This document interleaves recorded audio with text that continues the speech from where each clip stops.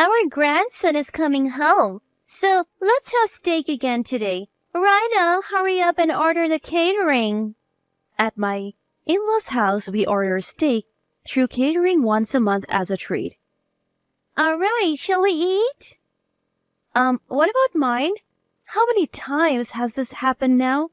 Every time they don't prepare a steak for me. My mother-in-law just lets me place the order, and once I've fulfilled that role, there is no steak for me. My mother-in-law is very assertive, and I just can't stand up to her. I guess I'll just have to put up with it again. Just when I was about to give up, Grandma's really mean, isn't she? What? My name is Raina. I'm a 38-year-old housewife. Having no particular talents, I used a matchmaking service and met my current husband, Craig. I wanted to get married but was struggling to find a good match, so the matchmaking service was my last hope. I was almost resigned to giving up, but then I met a man who shared my love of movies. That man is now my husband. We hit it off on a movie date, had a smooth courtship, and got married. My husband, being 2 years older, was kind, but that kindness disappeared when our son was born. Our marriage had grown cold when two changes occurred. The first was our son's IQ, which suddenly soared as he grew. By third grade, he could handle subjects at an 8th grade level. Moreover, our son, who loved reading, was able to speak 5 languages by 5th grade. However, his intelligence led to bullying and he stopped attending school. Thanks to an opportunity to study abroad suggested by his teacher, he's now studying at Cambridge University in England. The second change was moving into my in-laws' house when our son went abroad. My husband's work location changed, so we moved into his parents' house, which was closer. Having become a housewife after marriage, I had no choice but to follow my husband. Little did I know this would be the beginning of a difficult life. My mother-in-law was the only one living at the in-laws' house when we moved in. My father-in-law is in the hospital due to illness. I am not feeling very well, so I need you, young one, to work hard for me. That's what I was told on my first day living in my husband's family home. But my mother-in-law doesn't seem sick at all. She even seems more energetic than me. How old are you, mother-in-law? 64 this year. My husband answers my question with a hint of annoyance.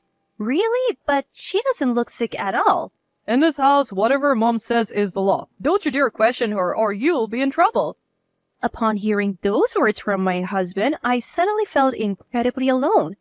I could clearly sense my mother-in-law's hostility towards me, but I never thought my husband would abandon me like this, even though our marriage had gone cold. Come on, Rhino, get to work. You'll be staying here, so first clean the floors with this mop. With that, I was handed an old mop and bucket. Looking around, I noticed dust accumulated everywhere. It was clear the cleaning hadn't been thorough. Can I start using the vacuum cleaner? I thought to tackle the dust first. Don't rely on modern tools. Just do it all with the mop. Despite having a vacuum cleaner in the house, my mother-in-law refused to let me use it. I gave in and obediently replied, "Understood." Could you do that part while I do this one? I thought we would clean together, so I asked my husband, but my mother-in-law interrupted with a contemptuous look. What are you talking about? Craig and I will chat and rest here. You clean by yourself. But the house is unnecessarily big with 6 beds, 3 baths. It was impossible for me to clean it all alone. Also, do the dishes that have piled up, please. I was already at my limit with the floor cleaning, and now she was adding more demands. I can't handle it all. The house is too big. Oh, really? Then I'll allow you to use the vacuum for $10 every 10 minutes. How's that? That's too expensive. You can't even pay $10. What a poor daughter-in-law. My husband didn't lift a finger to help me, even as I was being mercilessly belittled in front of him. Moreover, he said, "It looks bad to squat and talk while mopping." When it was just the two of us living together, the lack of conversation was manageable, but since coming to his parents' house, my husband's cold behavior had turned into something like psychological abuse. Let's have steak today. I know a delicious place. With that, my mother-in-law called for catering. My arms ached, but I somehow finished the cleaning and dishes. And right when I finished, the catered steak arrived. I worked hard for this. I was beyond excited for the steak. Ever since I heard that we would be ordering steak, I put extra effort into cleaning. My mother-in-law said it was going to be an expensive steak, and I couldn't help but wonder just how delicious it would be. My stomach seemed to growl just thinking about it. Reina, please pour some water. My mother-in-law's tone was commanding and cold, but I could endure it all for this moment. I absolutely love steak, especially filet mignon. Once I finished pouring the water, the ordered steaks were lined up on the table. Wow, it looks delicious. Thank you, mother-in-law. I thanked her with joy. Huh? What are you talking about? There's no way there's any for you. My mother-in-law responded with a puzzled face. What? What do you mean, there is none? I felt my heart sink to rock bottom. I cleaned the floors as you asked, and I have done the dishes. I said weakly, only for my mother-in-law to retort, That's only natural. It was merely a token of appreciation for letting you stay. Think of it as paying a fee through your actions. Did you think you could live here for free? I had moved into my in-laws' house due to my husband's work, and it was already nothing short of hell. Yet I didn't have the money to live on my own. Since getting married, I only received $200 a month for allowance. After buying clothes, cosmetics, and necessities, I cannot save. My savings before meeting my husband were spent on moving expenses and my father's surgery. I thought I would at least be secure as a housewife. I realized how naive I had been. So what about my dinner?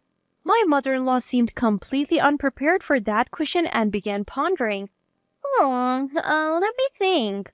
I felt hurt and questioned my word. There are some noodles around. You can eat those. The table held high-quality steaks, and my meal was noodles? This stark difference told the story of my place in this family. They both ate their steaks in silence, never offering me a bite. Reina, wash this knife and fork thoroughly. The only time I came close to the steak was when I washed the knife and fork after they were done eating. From the very first day, I endured horrible mistreatment, and I was mentally and physically exhausted. One day, during this never-ending cycle, a call came from our son who was studying abroad. Mom, long time no see. Hey, you were good at handcrafts, right? What's this all of a sudden? I wouldn't say I'm good at it, but I do embroidery as a hobby. Really? Handcrafts are trendy here in America now, and I was reminded of your work. There are specialty stores here, but even looking back now, the quality of your embroidery is on another level. My son praised me during this rare phone call. How long has it been since someone praised me? I couldn't help but feel happy and even shed a few tears. Thank you. Only Leo would say something like that to me. My emotions must have transmitted to my son because he said, Mom, is something wrong? Your voice is trembling. What?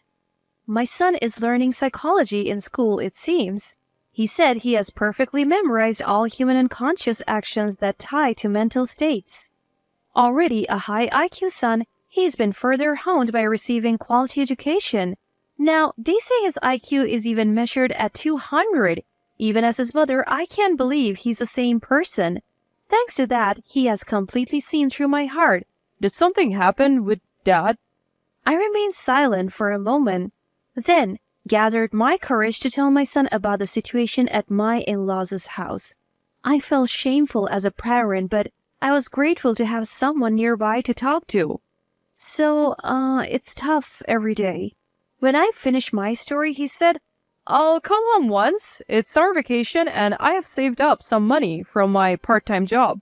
I insisted that everything was fine, but he wouldn't listen, and my son is coming home soon. Time flew during our long overdue phone call, and an hour had passed.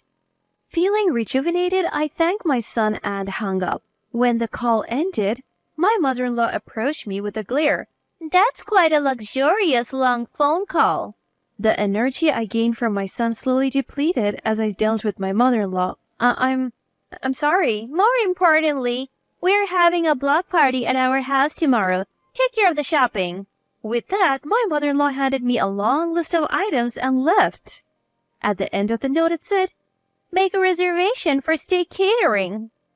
Then came the day of the block party. People started to gather afternoon, and before I knew it, there were 10.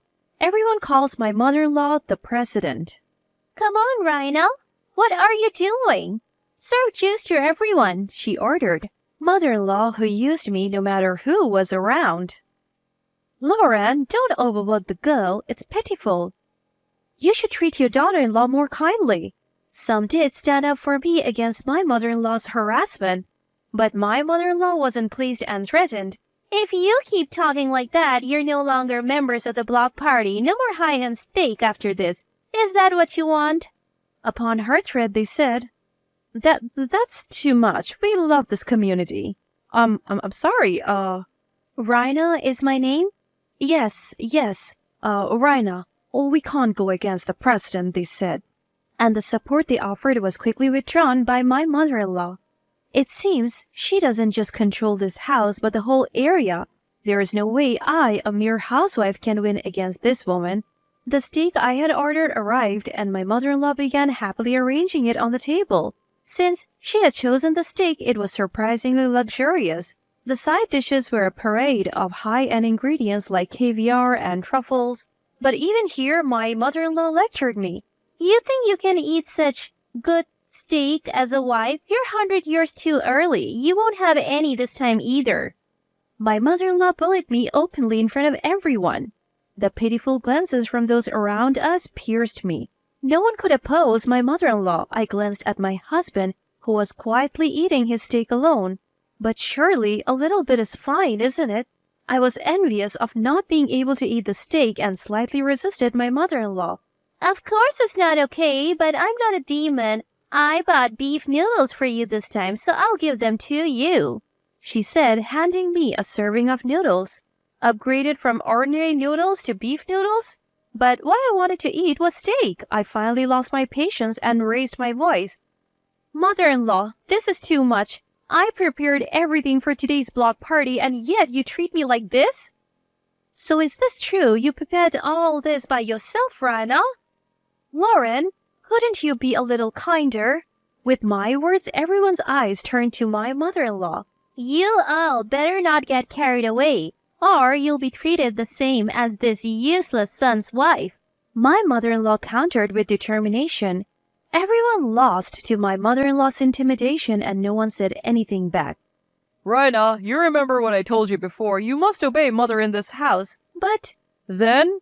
My husband suddenly raised his voice. I was surprised by that voice, and my body flinched. Obey mother's instructions quietly. The atmosphere became silent at my husband's words, and the people who had been supporting me eventually said, Yes, Lauren is right.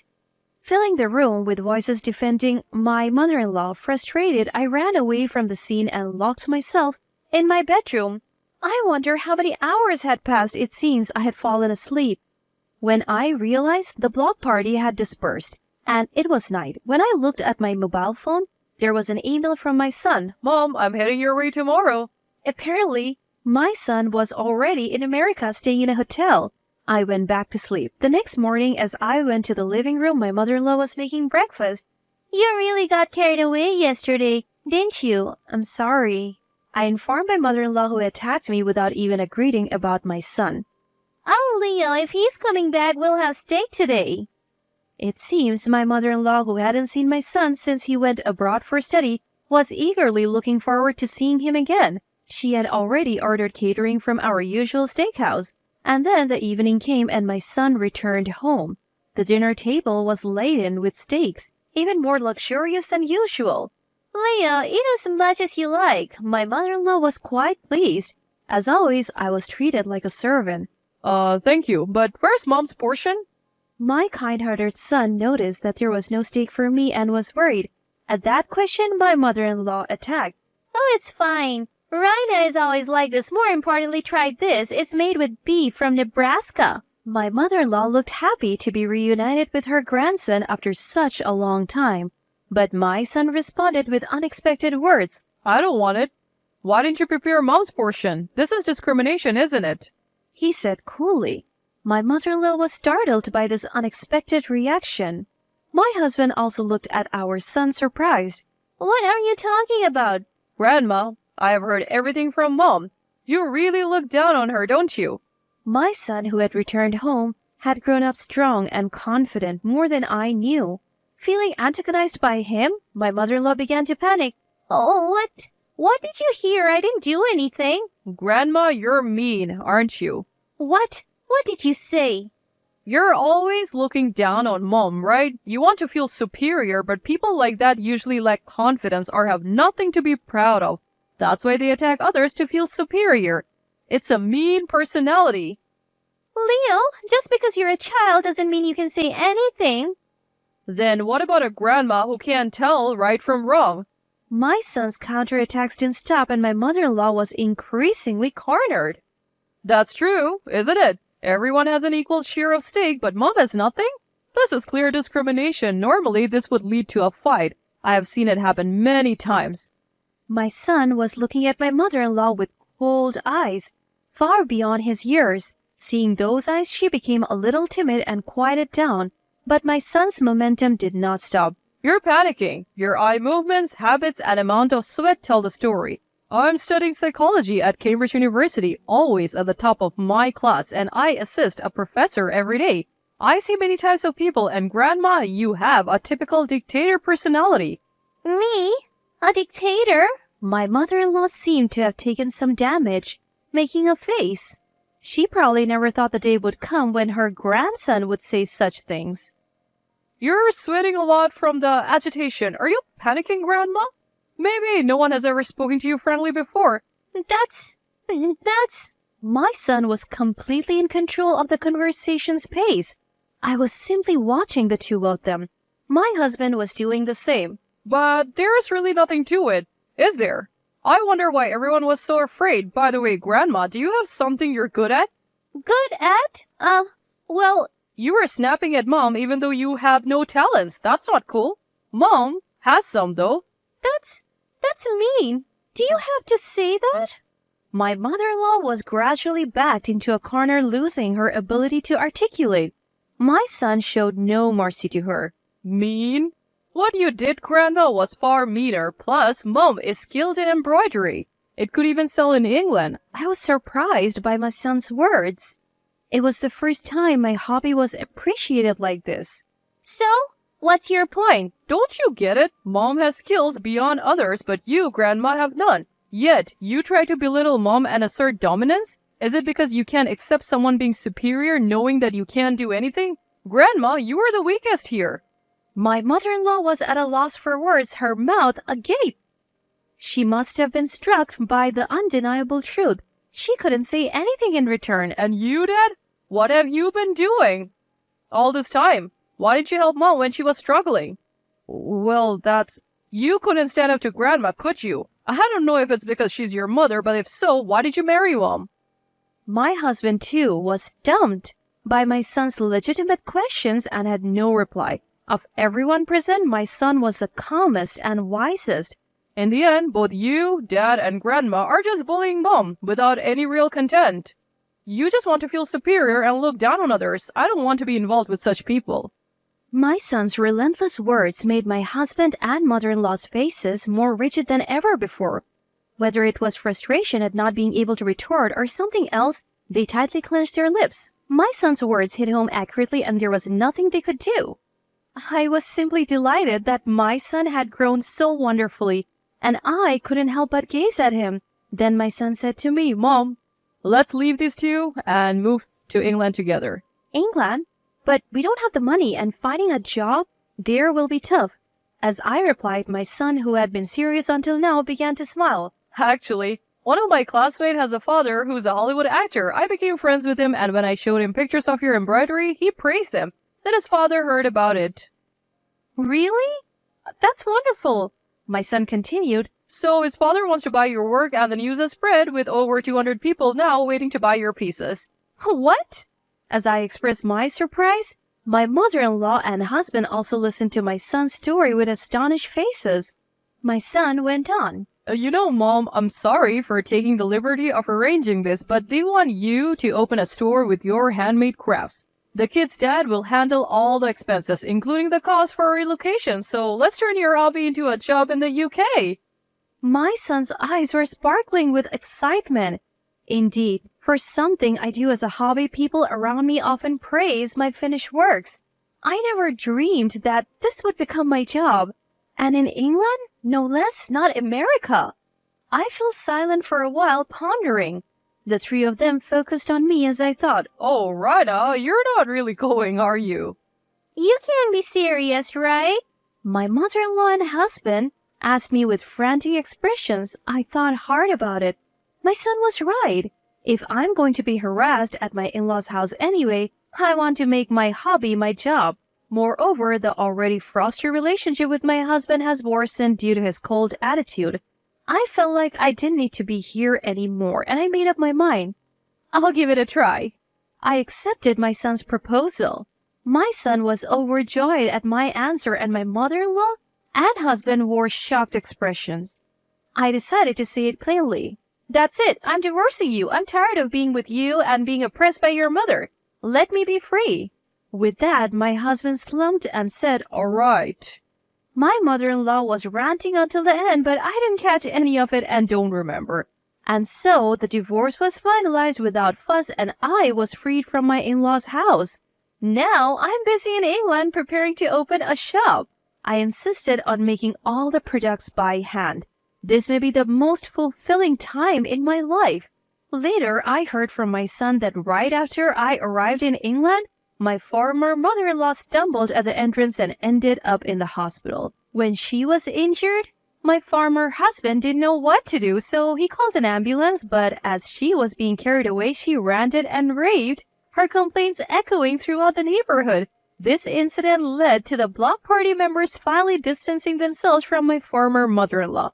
Since they were merely members who had quietly obeyed under intimidation, there were no real friends around her. My son apparently still keeps in touch with my former husband. It seems my former husband is doing all the housework by himself since my former mother-in-law was hospitalized, and with increased expenses, he has started working a late-night part-time job. The two who had continued to torment me have now begun to fall in love. Considering my former mother-in-law's age, full recovery may be difficult and she may need care even after discharge. Going to be tough, but I hope the two of them will do their best to live on. I'm steadily working on products for the opening. My son is helping with the interior decoration of the shop next door. Although the idea of moving abroad was scary at first, my son is helping me wholeheartedly, which is very reassuring. My son who rescued me from a painful in-law family. Now, as a mother, I will do my best to support my son as I finish the last piece.